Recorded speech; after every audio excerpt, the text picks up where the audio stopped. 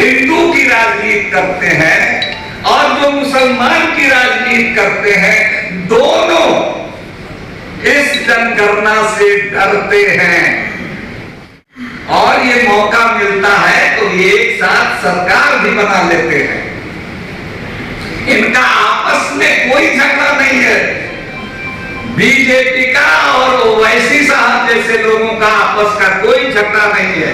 तो हमने उसने जो छपवाया, आप देख लीजिए, इस पर लिखा सांप्रदायिक ध्रुवीकरण का यही इलाज, जाति जनगणना के लिए हो जाओ तैयार। एक नारा दिया। दूसरा हमने नारा दिया कि दलित पिछड़ा एक समान, हिंदू हो या मुसलमान। और ये बुकलेट छपवा करके जनगणना क्यों जरूरी है, इसका हमने कहा किया।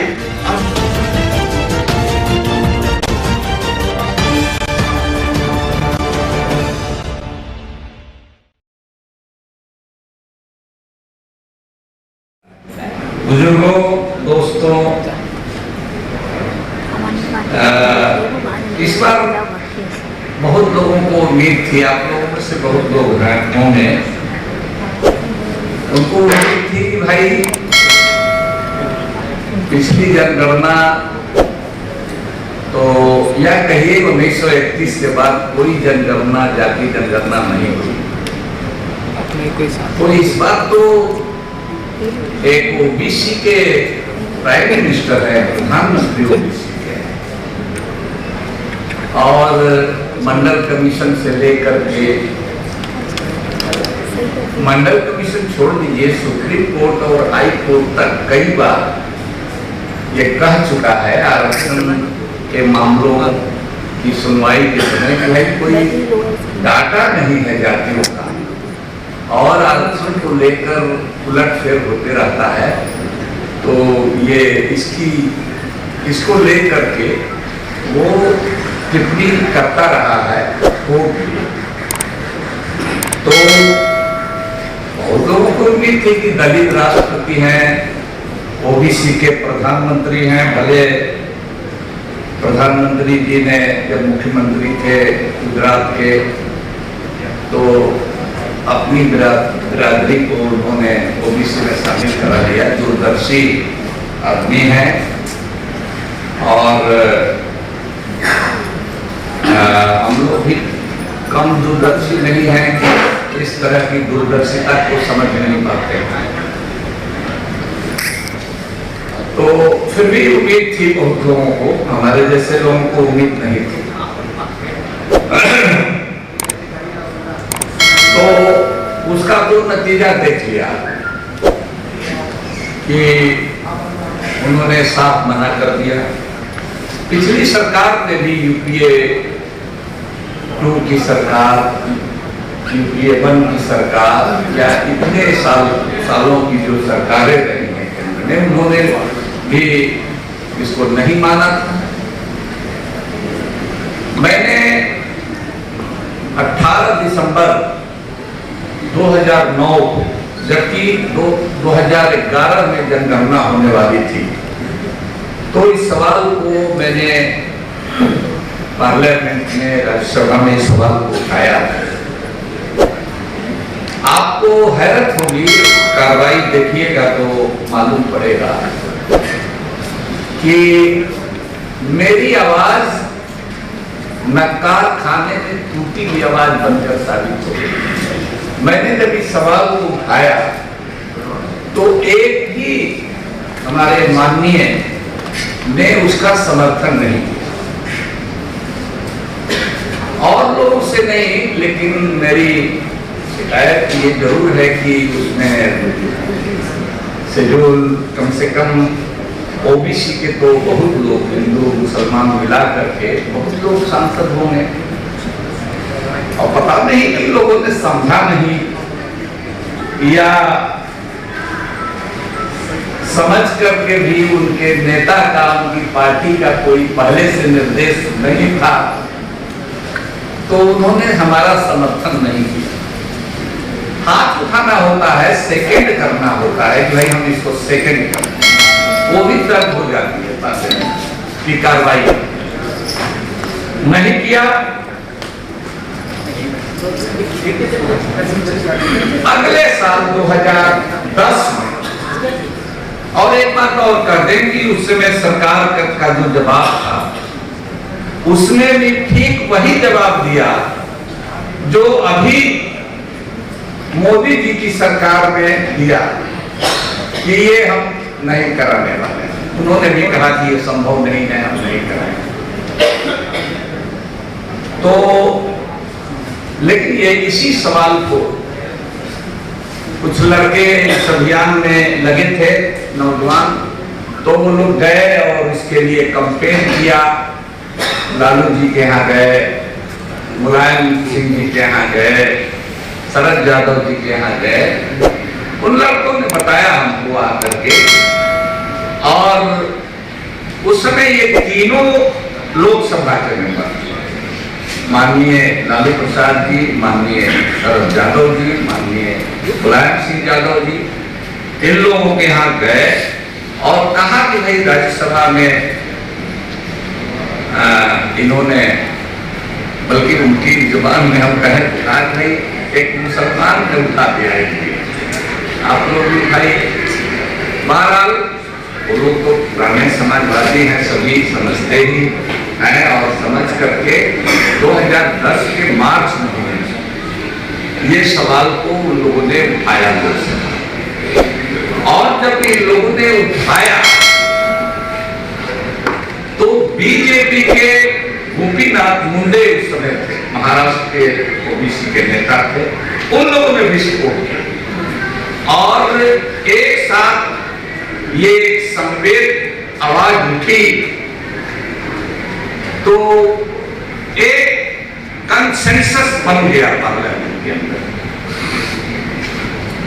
कि भाई सभी दल के लोग, ओबीसी के लोग और शेड्यूल कास्ट और शेड्यूल ट्राइब के लोग तो थे ही समर्थन में। ये लोग इस मामले में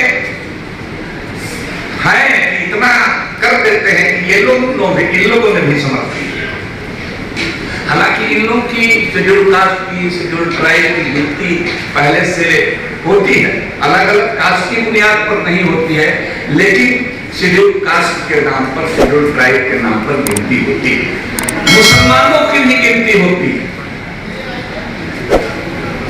तो मुसलमान का अलग मामला है, हम उस पर आएंगे। तो ये सवाल एक कंसेंसस बना, लेकिन वो सवाल में पेच ये लगा, और पेच लगाने वाले नाम लेने की जरूरत नहीं है, वो उस समय के मंत्री ही थे, अभी तो एक उसमें से राज्यसभा में भी आ गए, बल्कि दोनों राज्यसभा में पहले से हैं। वो लोगों ने जो पेच लगाया तो उसको जो जनगणना के लिए पार्लियामेंट का एक एक्ट है 1948 उस एक्ट से डिलीट करके उसकी जनगणना करा, तो वही भाग के 3 पार्ट। और दूसरी ये हुई कि उसको अनस्किल्ड लोगों से कराया, उसमें एनजीओ को लगा दिया उस काम में, उसमें और दूसरे लोगों को लगा दिया, तो उसका कोई नतीजा नहीं आया यूपीए के समय ही। और जब ये गड़बड़ हो रहा था तो फिर हमने 9 दिसंबर 1911 को भी ये सवाल राज्यसभा में हमने उठाया, लेकिन नतीजा जो होना था हुआ, और उसकी कोई ये उसका डाटा रिलीज नहीं हुआ। हम लोग ने यहां तक कहा कि भाई जो भी गलत सही डाटा है उसको रिलीज कीजिए, देखें तो सही। अरे बच्चा मां के पेट में होता है, लूला हो, लंगड़ा हो, अंधा हो, अनमरा हो, मरा हो, आखिर वो बाहर तो आता है। तो ये बाहर तो आवे, लेकिन उसको नहीं बाहर किया गया। ये सरकार आ गई। ये सरकार जब इस साल जनगणना का समय आया तो हम लोगों ने पिछले साल से इस अभियान को हमने शुरू किया। सबसे पहले कि भाई इसको ये है, प्रोफेसर रतन लाल जी गवाह हैं, हमने करीब 12 साल पार्लियामेंट में रहने के बाद मंत्रियों को बुला सकते थे, अधिकारी को हम लोग नहीं बुलाए, भाषण करके आए हैं और इस अभियान में नहीं लगेंगे, उनको बुलाने से कोई फायदा नहीं है। तो प्रोफेसर रतन लाल जी जैसे लोग, दिलीप मंडल जैसे लोग और विभिन्न 17 संगठनों के लोगों को हमने बुलाया और हमने एक बुकलेट छपवाई। ये वो बुकलेट है, हमारे पास ज्यादा होता तो हम दे देते आप लोगों को। तो हमने, चूंकि हमारा संगठन जो ऑल इंडिया पसमानदा मुस्लिम महाज है, आजकल पसमानदा मुस्लिम महाज की बड़ी चर्चा है, उस पर भी मैं आऊंगा। अब इस देश के प्रधान सेवक के सर पर वो चढ़ गया है सब, उसके बारे में भी थोड़ी बात मैं करूंगा। तो हमने उसने जो छपवाया, आप देख लीजिए, इस पर लिखा सांप्रदायिक ध्रुवीकरण का यही इलाज, जाति जनगणना के लिए हो जाओ तैयार। एक नारा दिया। दूसरा हमने नारा दिया कि दलित पिछड़ा एक समान, हिंदू हो या मुसलमान। और ये बुकलेट छपवा करके जनगणना क्यों जरूरी है, इसका हमने कहा किया। अब सबका, सारे ओबीसी का तो पूरा मोटा किताब हो जाती। तो जितना हमारा सामर्थ्य था अपने संगठन के तरफ से पतला सा बुकलेट छपवाया। हमने इसमें लिखा कि ओबीसी के अंदर में, अब ओबीसी में भी एक सेंट्रल लिस्ट होता है, एक स्टेट लिस्ट होता है। हमारे बिहार में ओबीसी में एनेक्सर 1 है, एनेक्सर 2 है। तो सब जातियों का नाम हमने इसमें दिया और इसमें लिखा। ओबीसी के ये कई संगठन है, we the people, OBC front और ये क्या है, एक और संगठन आप बता रहे थे पैगाम। इन सब लोगों से हम अनुरोध करेंगे कि इसके लिए बिहार में भी जो संगठन है, अभी तो बिहार में जनगणना हो रही है, तो इसके लिए जन जागरण का ठीक किया कि अभी से देश भर में नहीं हुआ, लेकिन माहौल बनाना पड़ेगा। बिहार का इतना ही मतलब है कि एक देश भर में उसका माहौल बनेगा। इस मामले में वो पॉजिटिव है। तो और लोग भी इसके लिए लोगों को शिक्षित करना पड़ेगा, नहीं तो वो जो मंत्री जी ठीक ही कह रहे थे कि एक अपवर्ड मोबिलिटी, अपने को ऊंची का कहने का एक ये भी है।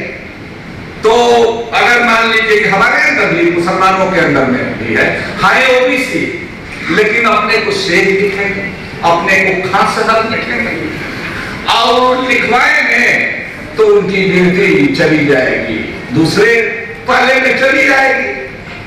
तो इसी तरह से कई जो ओबीसी के लोग भी हैं, उनके अंदर भी एक प्रवृत्ति है। एम श्रीनिवासन का प्रोफेसर साहब बताएंगे, अपवर्ड मोबिलिटी उसको कहते हैं, ऊंचा जात बनने की ललक, तमन्ना। जनेऊ पहन करके हमारे मुंगेर में, बिहार के मुंगेर में, ये हम समझते हैं कि 1927 में की बात होगी, क्या प्रोफेसर साहब ठीक से बताएंगे कि जनेऊ पहनने में पिछड़े वर्ग के लोग ज्यादा हो, कोई कुर्मी जाति के लोग 50 की संख्या में मार दिए गए। उनको 100 उभरा था कि हम जनेऊ पहन करके ऊंची जात बन गए। तो इस तरह से गिनती कराने में भी ये सावधानी ये होनी चाहिए।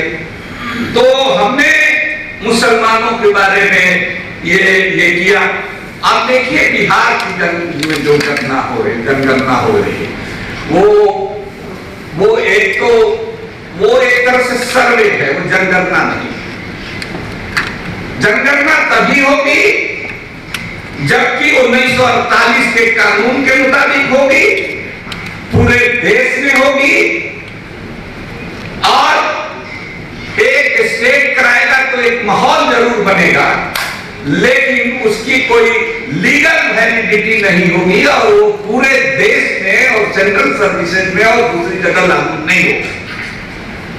लेकिन उसको उतना भर भी पॉजिटिव है, और हम लोगों को इसलिए थोड़ी उम्मीद, हमारे जैसे लोगों को भी उम्मीद बनी कि भाई नीतीश कुमार जी जो एनडीए के पार्ट टाइम पार्षद है वो भी मांग कर रहे हैं। शिवसेना की सरकार अब तो नहीं करेगी, बदल गई वहां सरकार, वहां की सरकार भी कर रही थी की तरह, तमिलनाडु की सरकार स्टालिन साहब भी कर रहे थे, झारखंड की सरकार भी कर रही थी, कई और फिर कई पॉलिटिकल पार्टियां, लेफ्ट पार्टियां, सपा बसपा, फिर आपको कांग्रेस, ये सब हो गई थी, तो हो गए थे तैयार, और ओबीसी प्रधानमंत्री, तो एक उम्मीद बनी थी उनके प्रधानमंत्री होने से, तो ओबीसी का होने से तो नहीं, लेकिन इन पार्टियों के सबके आवाज उठाने से हमारे जैसे लोगों को भी उम्मीद थी, लेकिन उस उम्मीद पर पानी फेर दिया गया। कारण क्या? हम समझते हैं कि बहुत सारे कारण हैं, लेकिन एक बड़ा कारण यह है कि अभी जो सांप्रदायिक ध्रुवीकरण की जो राजनीति हो रही है, मजहबी गोलबंदी की जो राजनीति सियासत हो रही है, उस गुब्बारे में छेद हो जाएगा, इतना तो हमको पक्का मानिए कि उस गुब्बारे में छेद हो जाएगा। ये जानते हैं कि जब ही जाति का सवाल उठेगा पूरे देश में, तो हमारा धर्म का की गोलबंदी का सवाल सेकेंडरी हो जाएगा। एकदम खत्म तो नहीं होगा, लेकिन सेकेंडरी हो जाएगा। तो इसलिए वो नहीं करा रहे हैं, ये भी डर है। आप देखिए, इसमें जब 1931 की जनगणना से काम चलाते हैं हम लोग, सब लोग, लेकिन 41 में जाति जनगणना 41 में भी हुई थी, होने वाली थी, शुरू हो गई थी 1941 में, लेकिन उस जनगणना का नतीजा इसलिए नहीं आ सका कि सेकेंड वर्ल्ड वॉर, द्वितीय विश्व युद्ध उस समय छिड़ गया, तो इसलिए उस जनगणना का परिणाम नहीं आया। लेकिन मैं जब मसावात की जंग लिख रहा था, उसके लिए रिसर्च कर रहा था, यहाँ तीन मूर्ति लाइब्रेरी में पढ़ने के लिए आया था पटना से, तो हमको दो बड़ा इंपॉर्टेंट इंफॉर्मेशन मिला अखबारों के जरिए। वो इंफॉर्मेशन मिला कि जो हिंदू महासभा थी 1941 में, आजादी से पहले, वो अपील कर रही थी हिंदुओं से कि आप लोग अपना अपना जात मत लिखाइए जनगणना में, हिंदू लिखवाइए। वो ये अपील कर रही थी। एट द सेम टाइम जो मुस्लिम थे, मुस्लिम लीग थी, वो अपील कर रही थी मुसलमानों से कि आप लोग अपनी बिरादरी मत लिखवाइए, मुसलमान लिखवाइए, इस्लाम लिखवाइए। तो जो हिंदू की राजनीति करते हैं और जो मुसलमान की राजनीति करते हैं, दोनों इस जनगणना से डरते हैं, और ये मौका मिलता है तो ये एक साथ सरकार भी बना लेते हैं। इनका आपस में कोई झगड़ा नहीं है, बीजेपी का और ओवैसी साहब जैसे लोगों का आपस का कोई झगड़ा नहीं है। तो इसलिए भाइयों, हम एक बात कह करके मैं इसको खत्म करूंगा, और वो एक बात ये है, इधर आपने देखा होगा, हम तो 96-97 से पसमानदा शब्द हमने चलाया, इसीलिए चलाया कि एक शब्द हो, पसमानदा जो शब्द है वो रिलीजन न्यूट्रल और कास्ट न्यूट्रल, पसमानदा नाम की कोई मुसलमानों में कोई बिरादरी नहीं है, पसमानदा नाम का कोई धर्म नहीं है। पसमानदा हम उर्दू में कहेंगे, फारसी में कहेंगे, तो यहाँ सब पसमानदा बैठे हुए हैं। पसमानदा माने जिसको पीछे ढकेल दिया गया, बस उर्दू का शब्द है और एक शब्द है। अब इस शब्द की इतनी ताकत होती है कि अब प्रधानमंत्री के सर पर ये चढ़ गया और बोल रहे हैं। लेकिन हम कहते हैं कि भाई पसमानदा के लिए इतना अचानक जो आपके दिल में मोहब्बत उमड़ गया है, तो स्नेह यात्रा निकाल रहे हैं। अब इनकी पार्टी स्नेह यात्रा निकाले, ये तो इस स्नेह यात्रा और नफरत की यात्रा दोनों साथ कैसे चल सकती है? आपके नेता, आपके मंत्री, आप खुद भी, आपके गृह मंत्री जी खुद भी इस तरह की बात बोलते हैं। प्रधानमंत्री जी ने क्या कहा पिछले विधानसभा, दिल्ली के विधानसभा चुनाव के समय में? कपड़ों से पहचानने की बात। ये किसी प्रधानमंत्री के मुंह से इस तरह की बात शोभा नहीं देती। गृह मंत्री जी ने क्या कहा कि बटन इस तरह दबाओ, यहां दबाओ कि करंट लगे साहिब बाग। इनके मंत्री, इनके मुख्यमंत्री जमीन में गाड़ दो, पाकिस्तान चले जाओ। तो हम इसलिए इस बात को कहते हैं कि हमारे ओबीसी के भाई, हमारे दलित भाई, बड़े पैमाने पर आदिवासी भाई, ये टोकनिज्म करके राष्ट्रपति बना दिया प्रधानमंत्री दलित को। वो रिटायर किए तो फिर आदिवासी एक और उसमें भी महिला को बना दिया। अच्छी बात है, बना दिया। लेकिन क्या ये लोग समाज के लिए, ये लोग अपने समाज के लिए कभी लड़ने वाले लोग भी रहे? क्या ये आगे लड़ेंगे भी? तो उसी तरह से अब अच्छी पैठ उधर बनाने के बाद अब इधर ग्रुप किए हैं। जो हैरत होती है कि मुसलमान का नाम, पसमानदा मुसलमान का नाम ले रहे हैं। तो आप लोग उसमें मदद कीजिए। अब इधर भी, अब इधर का खेत चलने के लिए जो है कोशिश कर रहे हैं, अकेले हम लोग उसका मुकाबला नहीं करेंगे।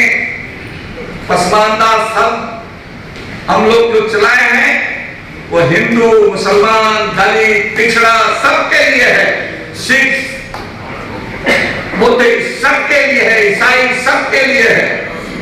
तो बहुत सारी बातें हैं, लेकिन हमने जो उनको कल इस बारे में हम एक जारी भी करेंगे दस्तावेज, इसलिए वरना कल हम आपके यहाँ भी आते, लेकिन कल नहीं आएंगे। उसमें हमने ये मांग रखी है, न सिर्फ ये मांग रखी है कि अगर सही में आप पसमानदा के बारे में कुछ करना चाहते हैं तो सबसे पहले जो मॉब लिंचिंग के नाम पर, गोरक्षा के नाम पर, घर वापसी के नाम पर आप बुलडोजर भी चलेगा और आप पसमानदा पर मॉब लिंचिंग भी होगी और आप पसमानदा की स्नेह यात्रा भी निकालेंगे। ये ढोंग को समझना पड़ेगा और हम लोगों से ज्यादा आप लोगों को भी समझाना पड़ेगा।